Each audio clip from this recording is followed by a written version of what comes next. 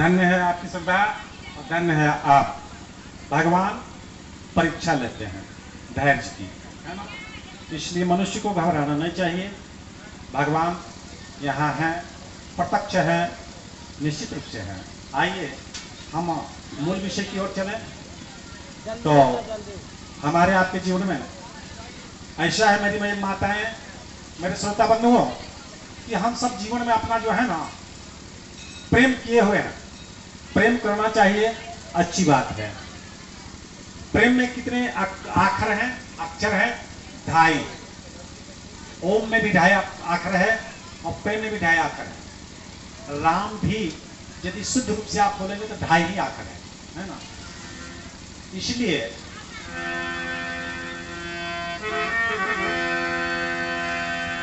पोथी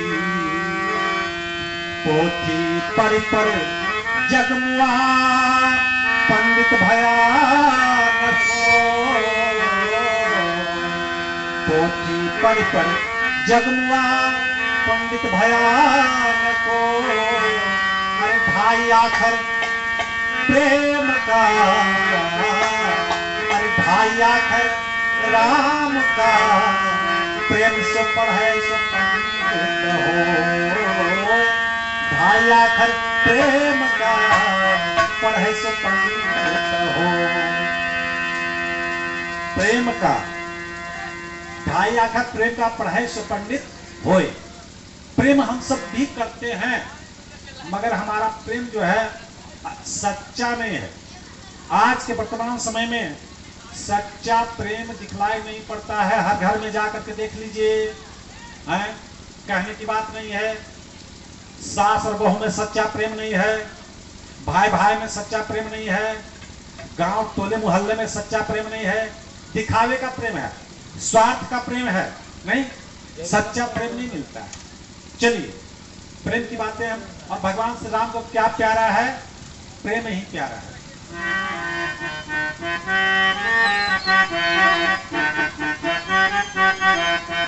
राम ही केवल प्रेम प्यारा,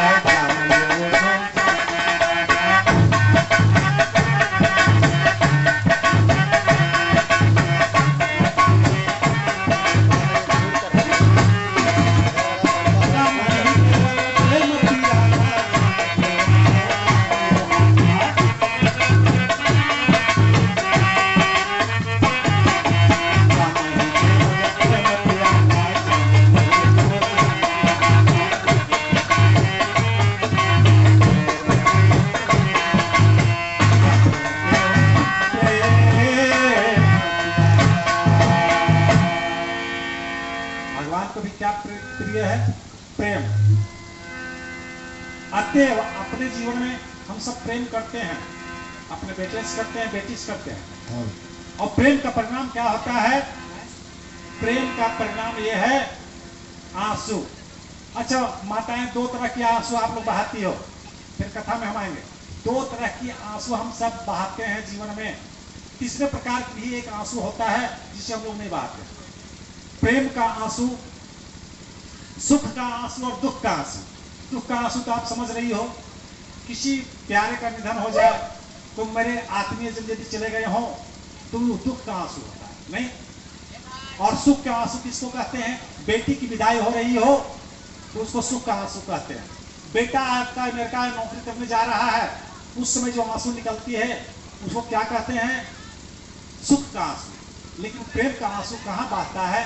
प्रभु की याद में, प्रभु के अर्चन में, प्रभु का भजन करते करते यदि आपके आंखों से आंसू यदि चलने लग जाए तो उसको कहते हैं प्रेम का आंसू। इसलिए प्रेम का आंसू हम लोग नहीं बहाते जीवन में। और सर्वप्रथमतः इस धराधाम पर यदि प्रेम करने का कोई वस्तु है, चीज है, आत्मा है, परमात्मा है तो कौन है? मेरे ईश्वर हैं, मेरे प्रभु हैं। जिस रूप में जिनको भी आप प्रेम करना चाहते हो आप कर सकते हैं, लेकिन किसी एक को चुन लेना है। हम ये नहीं कहते हैं कि आप श्री गणेश की पूजा नहीं करें और सबकी पूजा नहीं करें, लेकिन जीवन में इष्ट एक बनाओ। किसी एक देवी देवता को इष्ट बना ले। किस प्रकार से? जिस प्रकार की स्त्रियां, माताएं जो है, उनका इष्ट कौन होती है? पति। पति उनका इष्ट है, लेकिन वो जो औरत होती है अपने पति के अलावे भैंसुर का, ससुर का, देवर का, आगंतुक का, अतिथि का सेवा करती है ना, सबों की सेवा करती है, लेकिन विशिष्ट सेवा जो करती है अपने पति का वो सबों का नहीं कर सकती। इसलिए पति जो होते हैं इष्ट हुए और अन्य जो है सबों का आदर समादर तो करती है।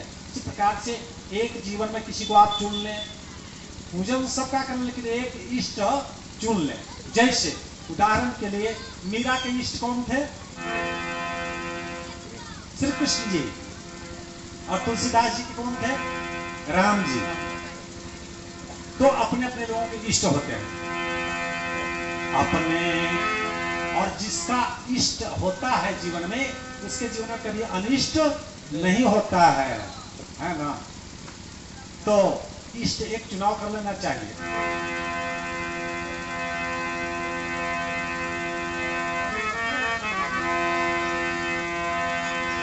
और इसीलिए हमारा जो शायरकार जो है ना, ईश्वर के लिए ही इसी बात पर उन्होंने कहा था कि रोशनी चांद से होती है, सितारों से नहीं, मोहब्बत एक से होती है, हजारों से नहीं। एक जैसे मीरा क्या कह दिया, मीरा ने कहा कि मेरे तो गिरधर गोपाल दूसरों ना कोई।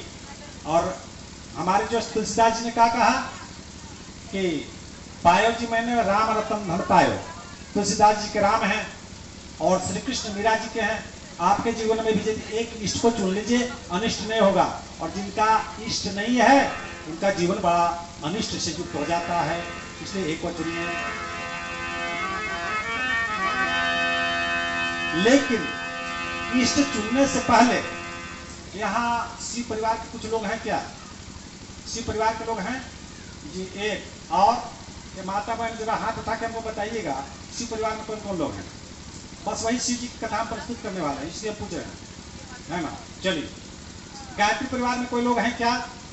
गायत्री परिवार में नहीं, ठीक है।